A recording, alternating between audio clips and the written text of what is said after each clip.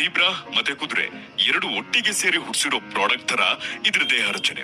ಆದ್ರೆ ಇವೆಲ್ಲ ಜಿರಾಫೆಗಳಿಗೆ ಬಹಳ ಹತ್ರದ ನೆಂಟರು. ಒಂದೇ ಫ್ಯಾಮಿಲಿ, ಫಾರೆಸ್ಟ್ ಜಿರಾಫೆ ಅಂತಲೂ ಕರೀತಾರೆ.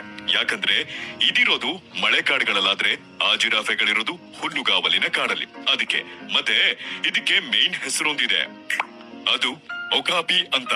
ನಮ್ಗೆ ಕಪಿ ಗೊತ್ತು, ಈ ಒಕಾಪಿ ಗೊತ್ತಿಲ್ಲ ಕಣಯ್ಯ. ಅಂದ್ರೆ ಕೇಳಿ, ಸೆಂಟ್ರಲ್ ಆಫ್ರಿಕಾದ democratic republic of the Congo ದೇಶದ ಮಳೆಕಾಡುಗಳಲ್ಲಷ್ಟೇ ಕಾಣೋ ನಿಗೂಢ ಪ್ರಾಣಿಗಳಿವು. ಜಿರಾಫೆ ಮತ್ತೆ ಇದರ ಪೂರ್ವಜರು ಒಂದೇ ಕುಟುಂಬ. 11-12 ಮಿಲಿಯನ್ ವರ್ಷಗಳ ಹಿಂದಿನ ಕಥೆಯಲ್ಲಿ ವಿಕಸನ ಆಗ್ತಾ ಆಗ್ತಾ ಆಕಾರಗಳು ಬದಲಾಗಿವೆ. ಆದ್ರೆ ಕೆಲವು ಹೋಲಿಕೆಗಳ ಹೊಂದಾಣಿಕೆ ಇದೆ. ಜೆನೆಟಿಕ್ಸ್ ಒಂದೇ, ಎರಡರ ಬುರುಡೆ ಆಕಾರ ಒಂದೇ ತರ ಇದೆ. ಅದಕ್ಕೂ ಹಣೆ ಮೇಲೆ ಕೊಂಬಿದೆ, ಇದಕ್ಕೂ ಇದೆ. ಕಡು ನೀಲಿ ಬಣ್ಣದ ಕಪ್ಪು ನಾಲಿಗೆ ಎರಡರ ಬಾಯಲ್ಲೂ ಇದೆ.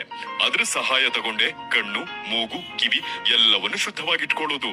ಹಾಗೆ ಎತ್ತರದ ಎಲೆಗಳನ್ನ ಕಿತ್ತು ತಿನ್ನೋಕು ಸಹಕರಿಸುತ್ತೆ. ಇವಿಷ್ಟು ಸೇಮ್ ಪಿಂಚ್. ಕತ್ತೊಂದು ಉದ್ದ ಇಲ್ಲ ಅಷ್ಟೇ.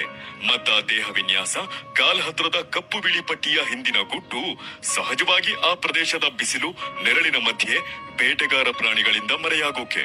ಮತ್ತೆ ಅದನ್ನ ಫಾಲೋಮಿ ಸ್ಟ್ರೈಪ್ಸ್ ಅಂತ ಕೂಡ ಕರೀತಾರೆ. ಯಾಕಂದ್ರೆ ಮರಿಗಳಿಗೆ ದೃಷ್ಟಿ ಅಷ್ಟಾಗಿರಲ್ಲ, ಹತ್ರದ ಕಾಣುತ್ತೆ. ಅದಕ್ಕೆ ತಾಯಿ ಹಿಂದೆ ಇರೋ ಆ ಪಟ್ಟಿ ನೋಡ್ಕೊಂಡು ಅದನ್ನ ಹಿಂಬಾಲಿಸುತ್ತೆ.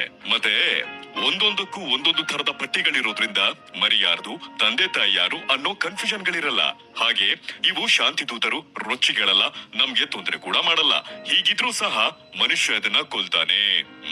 ಅರ್ಥ ಆಯ್ತಾ? ಇವು ಅವಸಾನದ ಹಂತದಲ್ಲಿದೆ. ಇಷ್ಟ ಮ್ಯಾಟ್ರು.